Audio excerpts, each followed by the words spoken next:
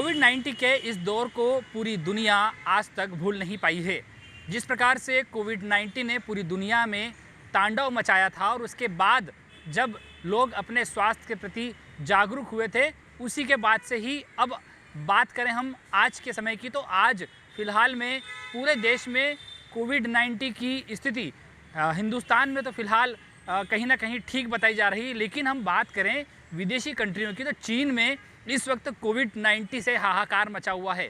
कोविड-19 का जो ओमिक्रॉन का सब वेरिएंट है BF7, उसने वहाँ पर तांडव मचा रखा है, क्योंकि तकरीबन लाखों लोगों की वहाँ मौत हो चुकी है। अस्पताल पूरी तरह से फुल हो चुके हैं। अस्पतालों में बेड नहीं मिल पा रहे हैं। लाशें अलग अलग जगहों पर पड़ी हुई हैं। वहाँ पर शमशान जो है, उन शमशान के बाहर लंबी लंबी कतारें लगना शुरू हो चुकी है। जी हाँ, इस दौर को हिंदुस्तान कभी भूल नहीं पाया है और ना ही कभी भूल पाएगा।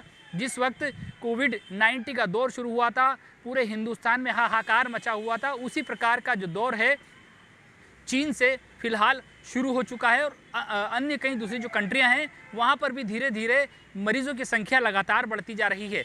लेकिन बात करें हम हिंदुस्तान की, तो अभी फ़िलहाल देश में इस प्रकार की कोई स्थिति नहीं बनी है। आज केंद्रीय स्वास्थ्य मंत्रालय की जो बैठक हुई थी, उस बैठक में फ़िलहाल किसी प्रकार की एडवाइजरी जारी नहीं की गई है। ना ही मास्क को लेकर या फिर कई अन्य प्रतिबंध को लेकर कोई एडवाइजरी जारी नहीं की गई है। लेकिन कहीं ना कहीं स्वास्थ्य मंत्रालय ने चिंता भी जाहिर की है कि जिस प्रकार से कोरोना का जो नया सब वेरिएंट है, जो ओमिक्रॉन का वेरिएंट है, वो फ़िलहाल हमारे देश में मिल चुका है। उससे हमें सतर्क रहने की ज़रूरत है। जो वेरिएंट चीन में इस वक्त मौजूद है, चीन में जिस वेरिएंट से हाहाकार मचा हुआ है, सभी लोग वहाँ पर मौत के ग्रास में समा चुके हैं। कई लोग ऐसे हैं जो अभी यहाँ पर अस्पतालों में चीन में मौत और ज़िंदगी से संघर्ष कर रहे हैं। उसी को लेकर अब हमारा स्वास्थ्य मंत्रालय भी कहीं ना कहीं यहाँ पर जागरूक हो चुका है। अभी फ़िलहाल की बात करें तो जो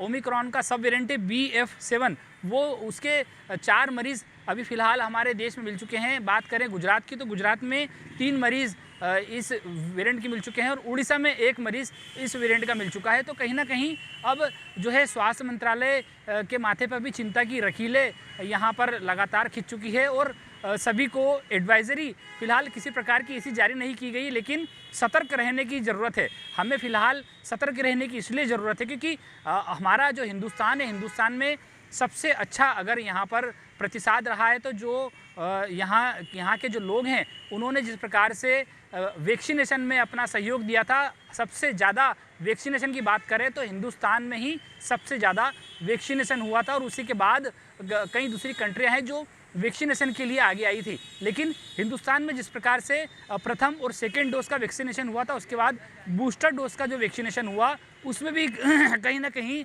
लोगों में सतर्कता दिखी। लेकिन बात करें हिंदुस्तान की, तो अभी फ़िलहाल में हिंदुस्तान में किसी प्रकार की जो स्थिति है ऐसी नहीं बन पाई है कि हमें ज़्यादा पेंडेमिक होने की ज़रूरत है, क्योंकि अभी फ़िलहाल हिंदुस्तान में ऐसा कोई ज़्यादा हाहाकार नहीं मचा है। लेकिन जो एडवाइजरी जारी की गई है, उसमें यही कहा गया है कि हमें सतर्क रहने की ज़रूरत है। और हमें सतर्क रहने के साथ साथ अगर सर्दी और खांसी और बुखार अगर किसी को होता है, तो वह तुरंत जाकर अपना वहाँ पर कोविड टेस्ट करवाए और उसके बाद अगर कोरोना के लक्षण अगर उसमें पाए जाते हैं, तो वो अपना इलाज कराए घर से दूर रहकर। अभी फ़िलहाल में यह जो 4 मरीज़ देश में मिले हैं, उनकी स्थिति सामान्य है। वो घर में ही होम आइसोलेशन में अपना इलाज करवा रहे हैं। लेकिन अब आने वाले समय में कहीं ना कहीं हमें फिर से कोविड-19 के लिए समझ लेने की ज़रूरत है। कोविड-19 की जो गाइडलाइन है, उसके पालन करने की ज़रूरत है। हमें भीड़ भाड़ वाले क्षेत्र में कोशिश ये करें कि मास्क लगा के जाएं और उसी के साथ जो अन्य कोविड-19 के पालन है उसको पूरा करें। और अगर आपके परिवार में किसी ने बूस्टर डोज नहीं लगवाया है और बूस्टर के साथ साथ जो है वैक्सीनेशन के दूसरे जो डोज है वो नहीं लगवाए हैं, तो वो लगवाना ज़रूरी है। तुरंत जाकर आज ही उस वैक्सीनेशन के डोज को पूरा करें, ताकि हम हमारे परिवार को फिर से इस संक्रमण से बचा सकें। इंदौर से MP न्यूज़ के लिए धर्मेंद्र यादव की रिपोर्ट। MP की नब्ज, MP का हाल, मध्य प्रदेश की हर खबर MP न्यूज़ TV के साथ। लगातार खबरों के लिए सब्सक्राइब करें हमारा YouTube channel MP news TV। Latest updates के लिए बेल आइकन दबाना जरा भी न भूलें।